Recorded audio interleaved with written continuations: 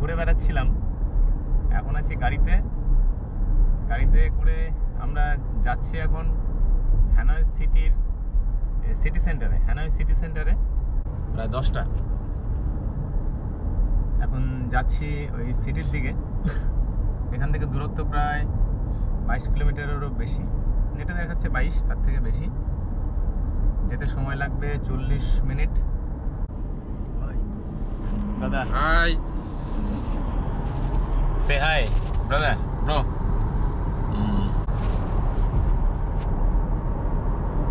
আর airport থেকে বেরিয়ে এই হচ্ছে রাস্তার দুধারে সুন্দর সবুজ, একদম স্মুথ ড্রাইভ, কোনো no jam, no noise, very smooth drive towards the city. সকলকে সুপ্রভাত। আজকের তারিখ 30/5/2025 শুক্রবার।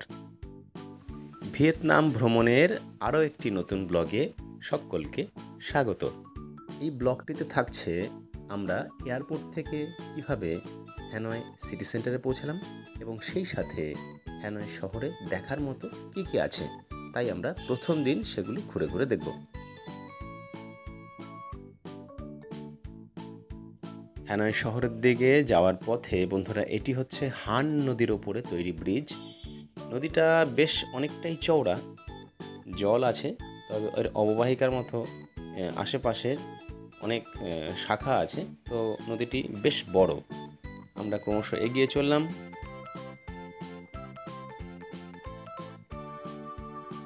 এই সিটির মধ্যে আমরা ঢুকে গেছি। সুন্দর বড় বড় বিল্ডিং। হ্যানয়ে যেমন দেখতে পাচ্ছি সেরকম একই রকম দানাঙেও ছিল। সমুদ্র ধারে গ্রিনারি ইজ ভেরি গুড। এটা পুরো মালয়েশিয়ার মতো লাগছে।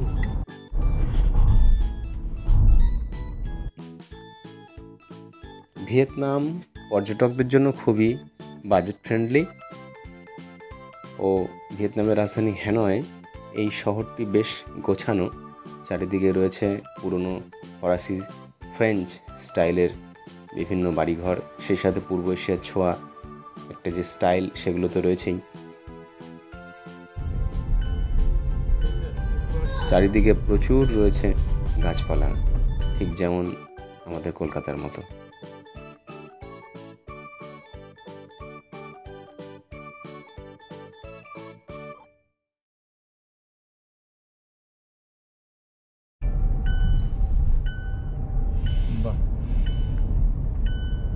এয়ারপোর্ট থেকে গাড়ি করে এখানে পৌঁছাতে ভাড়া লাগলো 3 জনের 1.5 লক্ষ ডং।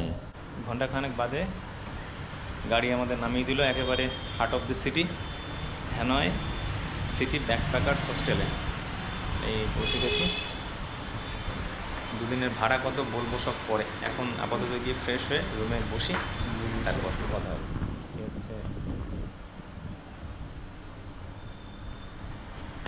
এই হলো যে ব্যাকপ্যাকার হোস্টেলের ভেতরের চিত্র।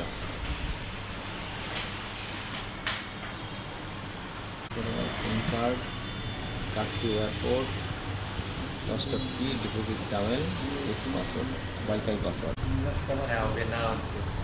Thank you. This is second time in Vietnam. Card to airport.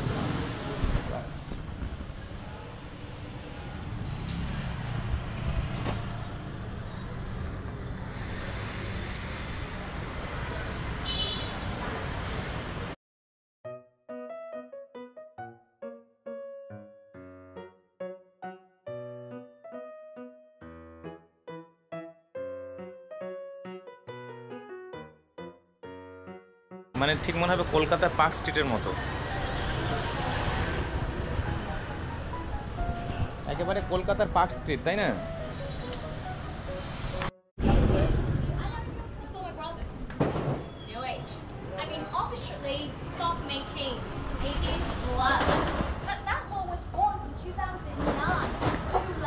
Is the most famous club in Vietnam. You gotta be 16 to be there, but if you're 30 and look like 18, then you're 19 শতাব্দীর শেষের দিকে Vietnam সংস্কৃতির সাথে পাশ্চাত্য সংস্কৃতি অর্থাৎ ফ্রান্সের সভ্যতার সংস্কৃতি ও সেই সাথে সৈন্যদের থাকার জন্য যে বিশেষ এলাকা তৈরির প্রচেষ্টা হিসেবে হ্যানয়ের এই ফ্রেঞ্চ কোয়ার্টার প্রথম তৈরি হয়। এটা ভিয়েতনামের ওল্ড কোয়ার্টার। আমরা এখানে এসেছি, এটা একটা অন্যতম দেখার জায়গা আর কি, ভিয়েতনাম হ্যানয়ের। এটা হ্যানয়ের ওল্ড কোয়ার্টার, সেই প্রাচীনকালের আর কি ঐতিহাসিক একটা স্থান। এখানে ইন্দোচীন যুদ্ধ বা অন্যান্য ঐতিহাসিক যুদ্ধের বিভিন্ন বিবরণ এখানে আছে। এখন এটা মার্কেট হয়ে গেছে। পেয়ে গেলাম। এই হাউ মাছ এ কিলো? খুব মিষ্টি, সুন্দর খেতে। পেয়ে গেলাম রাস্তায় দুরিয়ান বিক্রি হচ্ছে। এই ফ্রেঞ্চ কোয়ার্টার জায়গাটি একটি সমৃদ্ধ এলাকা। এখানে মার্জিত ঔপনিবেশিক বিভিন্ন ভবনগুলো রয়েছে। Namaste namaste. India India, high high Hi, India. Welcome. Me, Vietnam. Yes. তবে বেশিরভাগ জায়গাগুলোই এখন বর্তমানে সরকারি অফিস ও জাদুঘর ইত্যাদি হয়ে গেছে।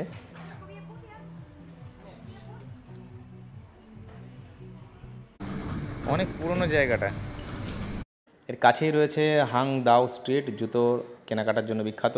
এছাড়া পাশেই আছে ট্রাং তিয়ান স্ট্রিট, যেটা আর্ট গ্যালারি, উচ্চমানের দোকান এবং হোটেল রেস্তোরাঁর জন্য খুব প্রসিদ্ধ।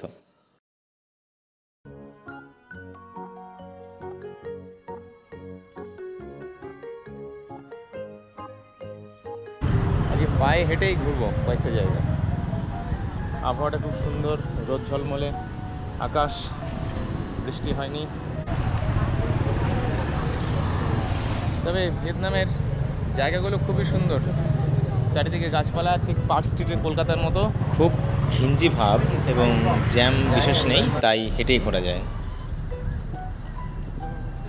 এই পাশে লেক,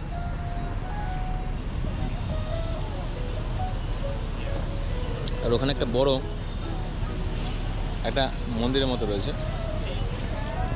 আর এই ধারে দাঁড়িয়ে খাচ্ছি ভিয়েতনামের পেয়ারা।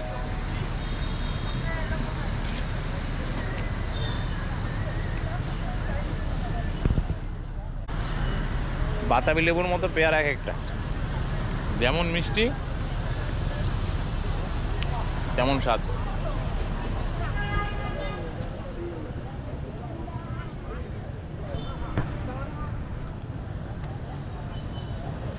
এই শহরের মাঝখানে একখানা রয়েছে লেকের মাঝে একটা সৌধ, যাই ভেতরে আমরা দেখে আসি। এটি রাজধানী হ্যানয় শহরের একেবারে মাঝে অবস্থিত। প্রায় 12 হেক্টর জায়গা জুড়ে এই হ্রদটি বিস্তৃত।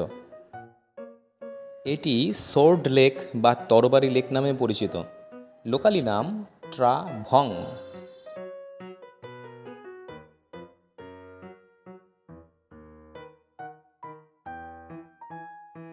জনশ্রুতি অনুযায়ী 1428 সালে চীনা মিং রাজবংশ পরাজিত করার পর রাজা লে লই গ্রিন লেকে নৌকা ভ্রমণের সময় তিনি সোনালী কচ্ছপের পিঠে চেপে দেবতার কাছ থেকে একটি জাদুকরী তলোয়ার ফেরত চেয়েছিলেন। তাই এটি আরেক নাম তরবারি লেক বা সোর্ড লেক।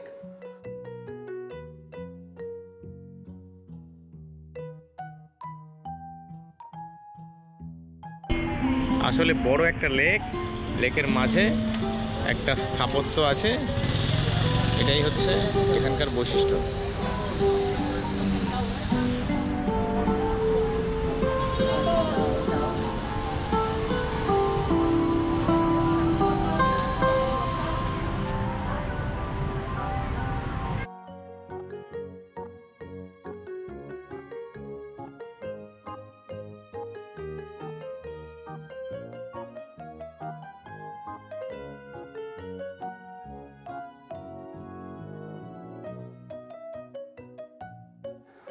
এই হোয়াম কিয়েম লেক এর এন্ট্রি ফি জনপ্রতি 30,000 ভিয়েতনামিজ ডং। সপ্তাহের সব কদিনই এখানে খোলা থাকে, তবে রাত্রিবেলার দিকে খুব ভিড় হয়। বিশেষ করে রবিবার দিন এখানে ভিড় বেশি থাকে। আর এই হ্রদের আশেপাশে রয়েছে খাবার, ভিয়েতনামিজ বিভিন্ন ফুড স্টলস। আপনারা সেখান থেকে সুভিনিয়ার কিছু জিনিস কেনাকাটা করতে পারেন, খাওয়া দাওয়া করতে পারেন। আমরা এই লেকটি ঘুরে দেখে চলে এলাম সামনে রাস্তায়। এই ধরনের রিক্সাগুলো প্রচুর এখানে, এই ধরনের রিক্সাগুলো প্রচুর। রিক্সার মধ্যে চেপে পেছনে ড্রাইভার আছে, এই ড্রাইভার চালিয়ে এইভাবে রিক্সাকে সামনের দিকে নিয়ে চলে যাচ্ছে।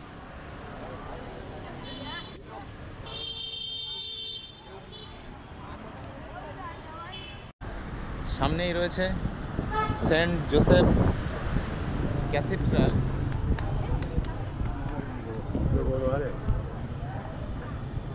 চলে এলাম সেন্ট জোসেফ ক্যাথিড্রাল, হ্যানয়ে অবস্থিত, একেবারে শহরের মাঝে অবস্থিত। সেখানে এই যে এটা হলো ক্যাথিড্রাল, দিস ওয়ান।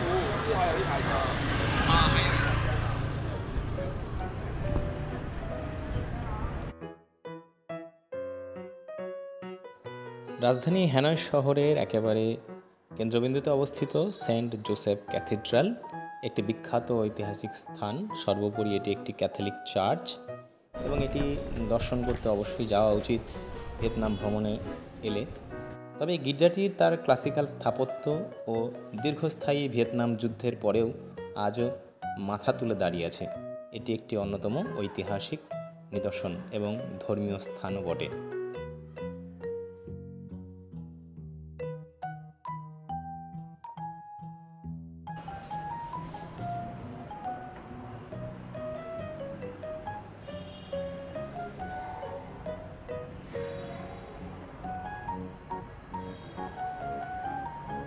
এই ক্যাথিড্রালটি নির্দিষ্ট সময়ে সাধারণের জন্য উন্মুক্ত।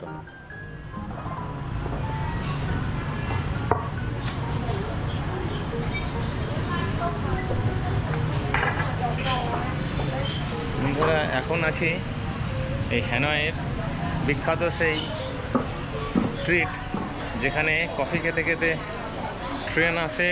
ট্রেন আসলে সব উঠে যায় লোক, এবং সেই বিখ্যাত স্ট্রিট একটা ঐতিহাসিক জায়গা, train street travel, Hanoi train street বলে এটাকে। তো আমরা সেই জায়গাটায় এলাম। ট্রেনের টাইম তো 5টার সময়।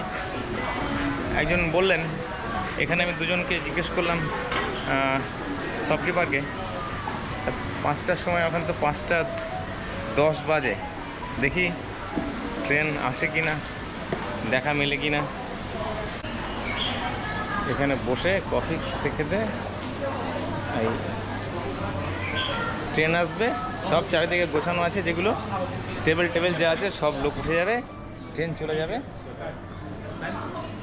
সবাই বসে আছে, ট্রেন আসবে, উঠে যাবে, আবার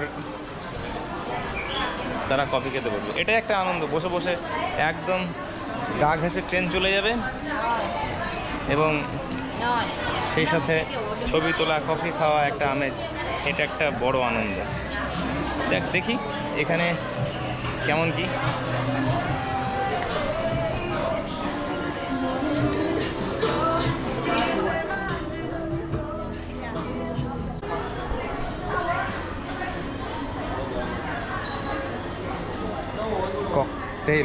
মকটেল,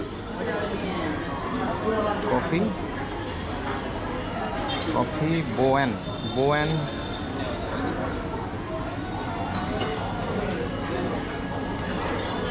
টি, লেমন টি, গুড, সুন্দর। হ্যানয় ট্রেন স্ট্রিট হলো হ্যানয়ের একটি সংকীর্ণ ট্রেন বাইপাস। এখান দিয়ে দিনে বেশ কয়েকবার ট্রেন যাতায়াত করে। 1902 সালে ফরাসিদের দ্বারা নির্মিত এই ট্রেন লাইনটি এখনও পর্যন্ত সক্রিয় ট্রেন লাইন হিসেবেই রয়েছে। এই রেলওয়ে ট্র্যাক দিয়ে যখন ট্রেন দক্ষিণে হ্যানয় রেল স্টেশন পর্যন্ত চলে, তখন এর পাশে বসবাসকারী বাসিন্দারা ট্রেন আসার সময় সংকীর্ণ স্থান থেকে তাদের জিনিসপত্র তুলে নিয়ে যান। তবে স্থানীয় বাসিন্দারা এখানে বসে চা পান করা, বোর্ড গেম খেলার মতো দৈনন্দিন কার্যকলাপ এই স্থানটির সাথে খুব ভালোভাবে যুক্ত রয়েছে।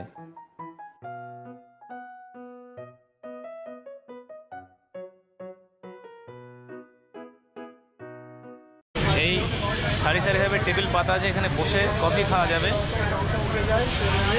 কফি টি এখানে খাবে এবং সেই সাথে ট্রেন যেই আসবে, ট্রেন আসার সাথে সাথে এই লাইন থেকে সবাই উঠে গিয়ে সাইডে দাঁড়াবে, ট্রেন চলে যাবে, আবার যে যার মতো বসবে। এটা একটা আনন্দ, পাশ একদম খুব কাছ দিয়ে ট্রেন যাবে গা ঘেঁষে, এটাই একটা আনন্দ আর কি। শহরের মাঝখানে বুক চিরে এই যে ট্রেন যাওয়া, কাছ থেকে ট্রেন দেখতে পাওয়া, কফি খাওয়া, এই আনন্দটাই এখানে একটা বিখ্যাত ব্যাপার।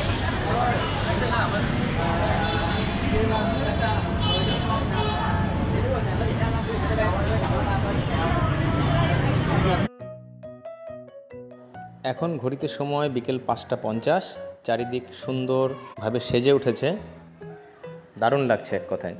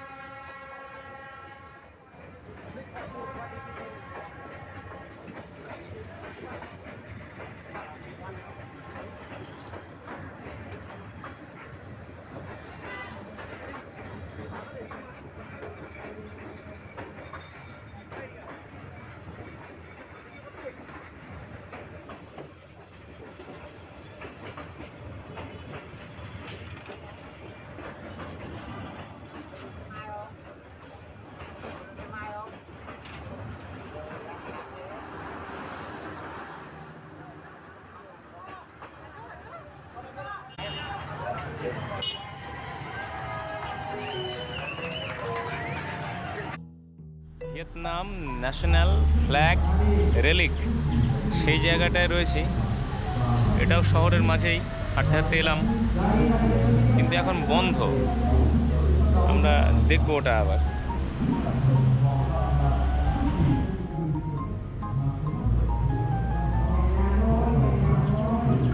Vietnam tourism festival, flag tower, অনেক কিছু এখানে রয়েছে ক্যাম্পাসের মধ্যে।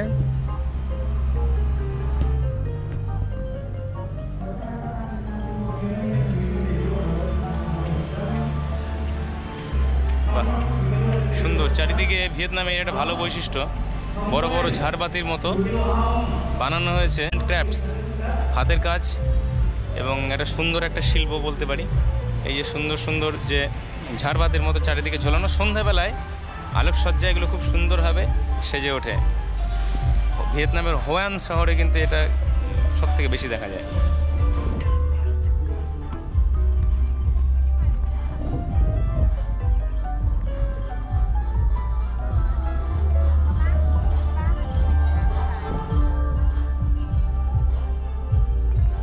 ওখানে অনুষ্ঠান হচ্ছে, একটা ট্যুরিজম রিলেটেড একটা অনুষ্ঠান, যাই কি হচ্ছে দেখে আসি।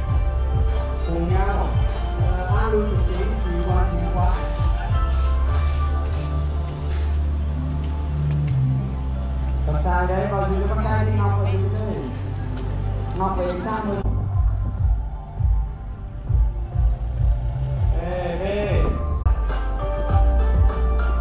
Con gái ăn cái chỉ cái lụa nhá.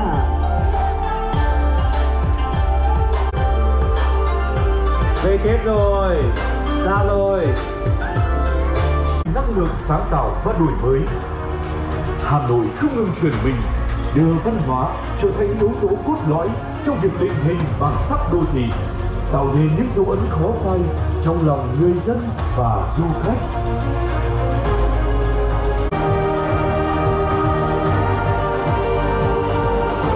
Tay sau cao. Tay này.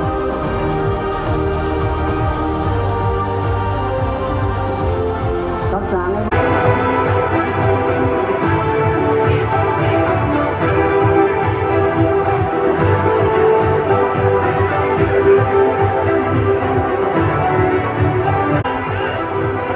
Quỳ lên trên. 2, 2.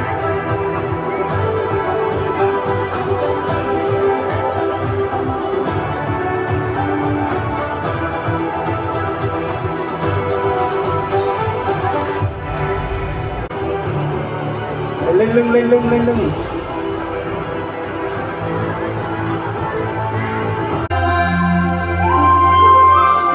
就真係可以兩個浸晒啱。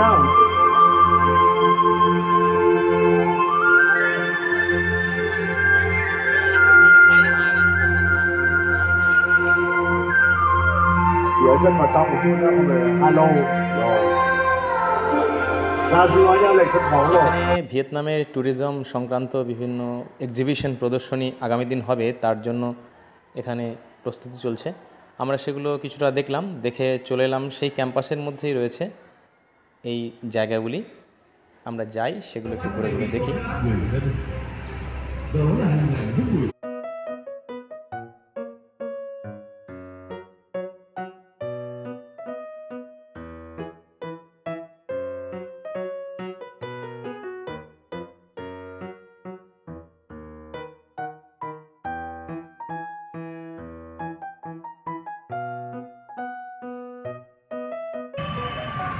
চলুন বন্ধুরা, ওপরে যাই।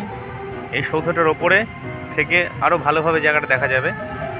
এটি ওই হ্যানয় শহরের মাঝেই যে ফ্ল্যাগ রেলিক আছে, সেই ফ্ল্যাগ রেলি প্রেমিসেস, সেই প্রেমিসেসের মধ্যেই এটি অবস্থিত। এবং এখানে 2025 সালের ট্যুরিজমের একটা অনুষ্ঠান হচ্ছে, আমরা ওখানে দেখলাম। আর এখানে রয়েছে এই একটা বড় একটি স্থাপত্য, আমরা যাই দেখে আসি সেটা। চলুন।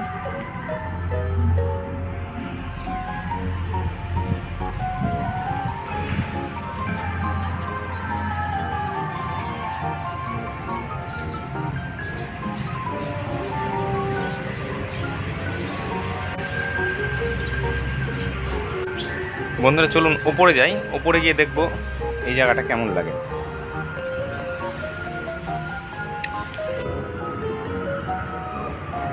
খুব সুন্দর জায়গাটি।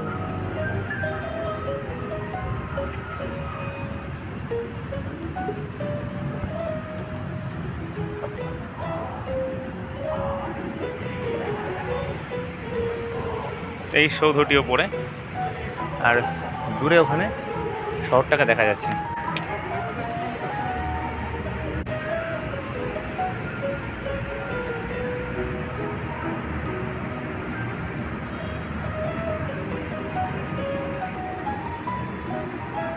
দারুণ লাগছে রাত্রিবেলায়, দারুণ লাগছে সন্ধেবেলায়। এই লাইটিং হচ্ছে আর এর সৌন্দর্য ফুটে উঠেছে, খুব সুন্দর।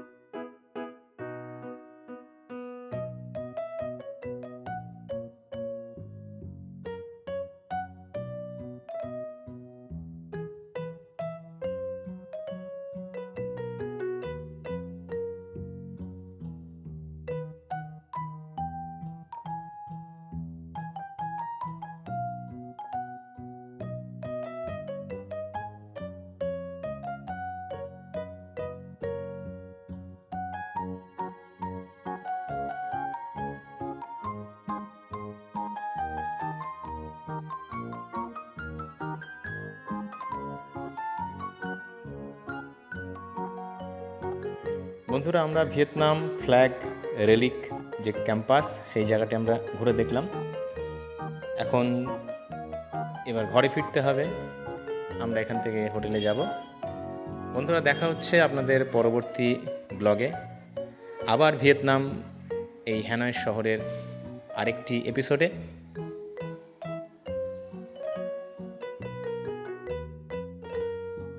সকলে দেখতে থাকবেন আমাদের চ্যানেল ইজি টু ট্রাভেল।